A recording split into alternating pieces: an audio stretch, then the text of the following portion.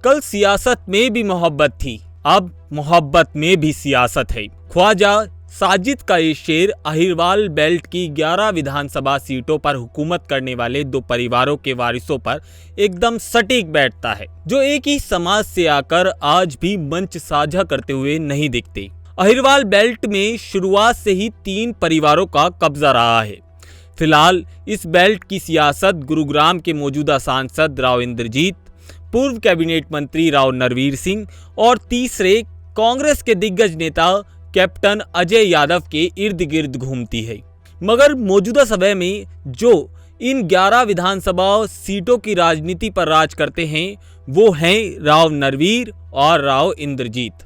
पुराने राजनीतिक जानकार कहते हैं कि अगर ये दोनों एक हो जाएं तो आधे हरियाणा की राजनीति में बड़ा प्रभाव डालेंगे। पर समय का कालचक्र देखिए, एक ही समाज और एक ही पार्टी में रहकर भी इन दोनों राजनेताओं में 36 का आंकड़ा है। कहने को तो दोनों राजनेता कहते हैं कि उनमें आपस में राजनीतिक मतभेद हैं, पर दोनों के बोलने का लहजा बताता है कि चोट बड़ी पुरानी है, जिसके जख्म इतनी आसानी से भरे नहीं जा सकते। ना तो ये पारिवारिक समारोह में एक साथ दिखते हैं और ना ही राजनीतिक मंचों पर। दरअसल इस कहानी की शुरुआत होती है साल 1987 से। टाइम था हरियाणा विधानसभा चुनाव का, मैदान था झाटूसाना और आमने सामने थे राव नरवीर और राव इंद्रजीत।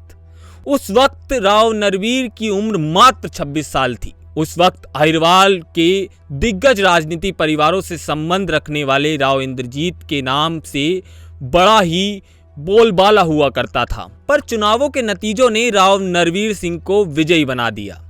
ये नतीजे हैरान करने वाले थे।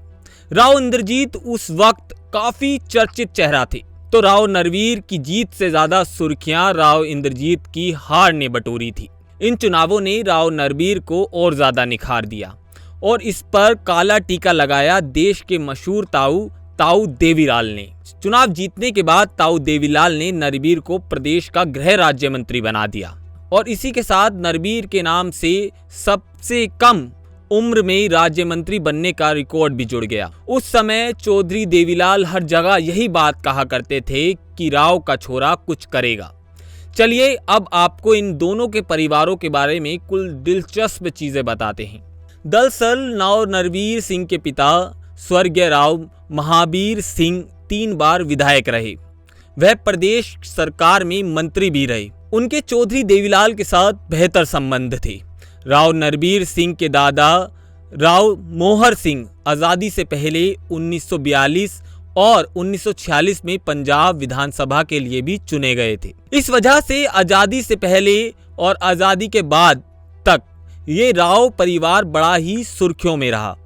जब 1996 में प्रदेश हरियाणा पार्टी की सरकार बनी तो मुख्यमंत्री बंसीलाल ने भी राव नरवीर सिंह को अपने मंत्रिमंडल में जगह दी। 1996 में राव नरवीर सिंह सोहना से विधायक चुने गए थे और साल 2014 में वह भाजपा की टिकट पर बादशाहपुर विधानसभा क्षेत्र से उतरे और एक बड़ी जीत हासिल की।